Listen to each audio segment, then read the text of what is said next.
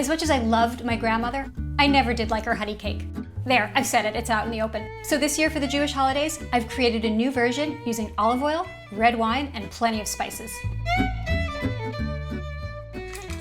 This honey cake also happens to be incredibly easy to make. So I've got 3 eggs, I'm just whisking them up in a bowl. And now I'm gonna add all my liquid ingredients. Of course, I've got my honey. I've got really flavorful honey here from the farmer's market. I mean, if you just use regular supermarket honey, the cake will be good. But if you use amazing honey, it's gonna be even better. And then this is olive oil. Normally you would just use vegetable oil in a honey cake, but olive oil adds a slightly fruity floral flavor, which I really like. And then I have some red wine. You want to use a pretty full-bodied red wine because you really want to taste it here. So I'm just warning you, this is going to be ugly. This is going to look purple and unappetizing, but when it bakes up, it's just going to look like honey cake, so don't worry. Then I have some grated fresh ginger root here. Most honey cakes use orange zest as a flavoring, and I thought I would just change it up a little bit. Almost forgot the sugar. And then for my dry ingredients, I have flour, a little bit of salt, baking powder, baking soda, and then I have cinnamon, ground ginger, and some cardamom. If you have old cardamom that's been sitting around your cabinets for a really long time, the Jewish holidays are the perfect excuse to buy new fresh cardamom. That is one spice where it really makes a difference if it's fresh.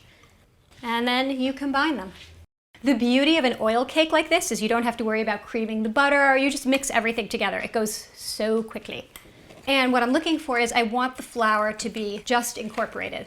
A few little lumps are okay, but you don't want any little white patches because those white patches will stay there when you bake the cake, and then you will slice up the cake and there'll be a little white patch.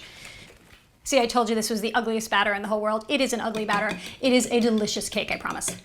So right here I've got a greased and floured, very heavyweight bundt pan. Now it's really important to use a heavyweight bundt pan because I find that the flimsy ones tend to have the batter stick. And then when you try to unmold your beautiful cake, instead of a beautiful bundt cake, you get a mess. This rises quite a bit, so it's not gonna fill it all the way up. And then just leave a little bit right around the sides for your small child to lick. That should do her. It bakes at 350 for about an hour-ish. Now I'm gonna do something else that my grandmother never would have done. I'm gonna serve the honey cake with a little bit of macerated plums. I got some gorgeous plums at the farmer's market, all different colors, and I'm going to add a little bit of honey to sweeten it up and some lemon thyme. I've got some lemon thyme leaves right here. So I'm just gonna bruise them up. By the way, this is the best aromatherapy in the world. It smells so good. Throw that in. If you can't get lemon thyme, you can use regular thyme. It's gonna be good too. This needs to sit for about 30 minutes, just so all the flavors can come together. See, for a pretty ugly batter, it made a good looking cake. If you want, you can do powdered sugar on the top, but I just think that this dark brown color is so pretty, I'm gonna leave it. Definitely a different take on Rosh Hashana honey cake, but I think it's one my grandmother would have really liked. Or actually, loved.